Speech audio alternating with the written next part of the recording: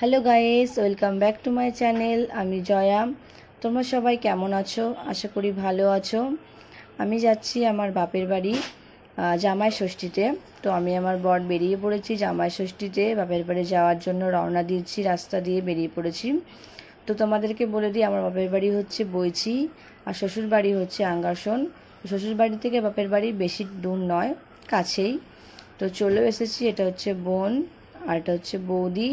এটা হচ্ছে আমার বাপের বাড়ি।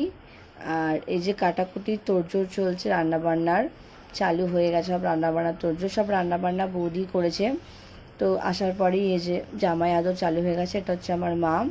তো জামাই ষষ্ঠীর সব রিচুয়াল থাকে। তারপর মা ষষ্ঠী পুজো করেছে, তো সেই পুজোর প্রসাদ জামাইকে খাইয়ে দিচ্ছে। তো খাইয়ে তো দিতেই হবে, জামাই আদর না করলে তো হবে না। তো জামাই আদর চলছে, সেই ভিডিওটা না করলে হয়, তাই একটু ভিডিওটাও করে নিলাম। তো আমার বর ক্যামেরার সামনে আসতে একটু লজ্জা পায়, ক্যামেরার পিছনেই বেশি থাকতে পছন্দ করে। তাই ভিডিওটা একটু না জানিয়ে চুপি চুপি একটু ভিডিওটা নিয়ে নিয়েছি।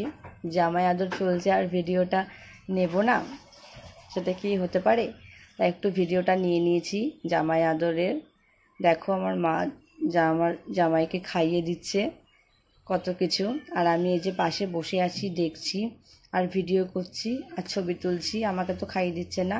তারপর হচ্ছে যেগুলো জামাই ষষ্ঠীর মেনু, রাইস, চিকেন রান্না চলছে।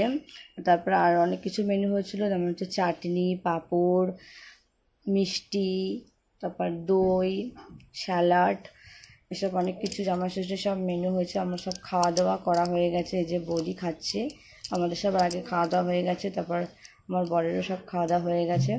খাওয়া দাওয়া করে তারপর আমরা সবাই একটু মাঠে বসেছিলাম হাওয়াতে, কারণ এত গরম, খাওয়া দাওয়ার পর আর ভালো লাগছে না। এই মাঠে গিয়ে আমরা একটু বসলাম। এটা হচ্ছে বোন আর এটা হচ্ছে বৌদি আর এটা হচ্ছে বৌদির মেয়ে। তো সবাই মিলে বসেছিলাম। আর এটা হচ্ছে ভুলু, দেখো কেমন ঘেউ ঘেউ করছে। আর এটা হচ্ছে মন্দির, আমাদের ঘরে